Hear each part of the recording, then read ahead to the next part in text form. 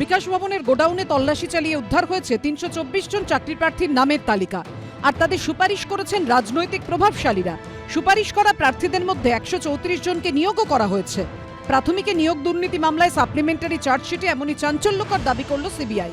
আদালতে সাপ্লিমেন্টারি চার্জশিটের সঙ্গে সিবিআই যে নথি জমা দিয়েছে তাতে সুপারিশকারী হিসেবে নাম রয়েছে তৎকালীন তৃণমূল সাংসদ দিব্যেন্দু অধিকারী, যিনি শুভেন্দু অধিকারীর ভাই।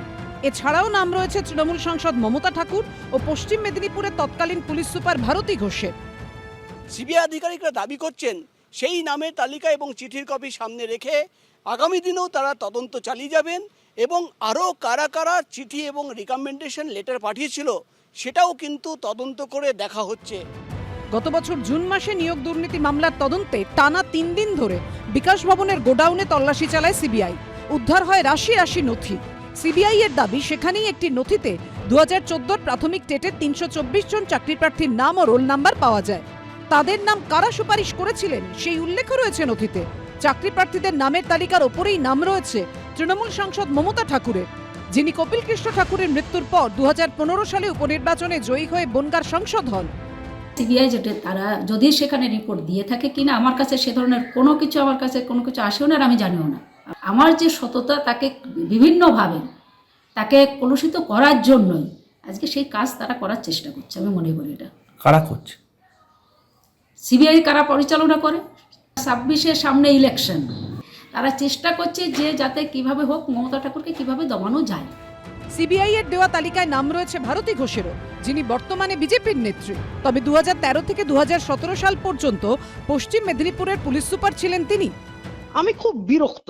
যদি কোনো জায়গা থেকে নাম এসে থাকে, ভাই আমাকে ডাকুন, আমার সাথে কথা বলুন। কথা নেই, বার্তা নেই, আপনারা যা ইচ্ছা তাই করবেন।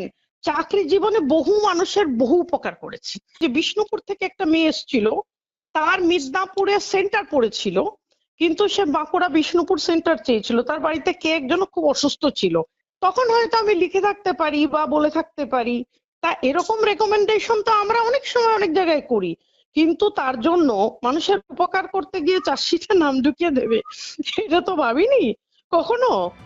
2014 প্রাথমিক টেটের নিয়োগ বিজ্ঞপ্তি বেরিয়েছিল 2016 সালে। ওই বছরই শুভেন্দু অধিকারীর ছেড়ে যাওয়া তমলুক আসন থেকে উপনির্বাচনে জিতে তৃণমূলের হয়ে সংসদে যান দিব্যেন্দু অধিকারী। তিনি এখন বিজেপিতে। চার্জশিট না দেখে কোনো মন্তব্য করবেন না বলে জানিয়েছেন দিব্যেন্দু অধিকারী। যাদের নাম বলছেন তারা তখন এমপি এমএলএ থাকতে পারেন শাসক দলের, সেই সুবাদে লিখেছিল। তারা তখন বিজেপি করতো না, 1 নম্বর। দ্বিতীয় নম্বর হচ্ছে তাদের সুপারিশে যদি কোনো অবৈধ নিয়োগ হয়ে থাকে বা তাদের আত্মীয়দের নিয়োগ হয়ে থাকে, তাদেরকে ডেকে জেরা করতো। সে জেরার কাজটাও হয়নি। যাদের নাম আসছে যে তারা এই সুপারিশগুলো দিয়েছেন, আজকে তো তারা সব বিজেপি টিজেপি করছেন, তো তারা ব্যাখ্যা দিন কেন তারা দিয়েছিলেন। দায়িত্ব তাদেরও নিতে হবে এবং সিবিআই তাহলে তাদেরও জিজ্ঞাসাবাদ করুক। এবং যদি সেক্ষেত্রে তাদের লিস্টের নাম এবং অনিয়মে থাকা নাম এক হয়ে যায়, তাহলে কিন্তু এই কেসের মধ্যে তাদেরও ইনক্লুড করা উচিত। চার্জশিটে সিবিআই দাবি করেছে সুপারিশের তালিকায় নাম থাকা 134 জনকে নিয়োগও করা হয়েছে। আমরা তো এটাই বলছি, এ টিম আর বি টিম, এই দুটো দল নিজেদের মধ্যে বোঝাপড়া করে চলে। তুমি চুরি করো, আমি চুরি করি, কেউ কাউকে ধরবো না, ফলে সবার নাম পাবেন আপনি এখানে। তা নইলে এখনো সব জেলের বাইরে আছে কি করে, যদি না মোদির আশীর্বাদ দিদির মাথায় থাকে। নিয়োগ দুর্নীতির জাল আর কতদূর ছড়িয়ে কারা জড়িত, এই প্রশ্নের সুনির্দিষ্ট উত্তর এখনো অধরা। প্রকাশ সিনহা, আশাবুল হোসেন ও শিবাশিস মৌলিকের রিপোর্ট, এবিপি আনন্দ।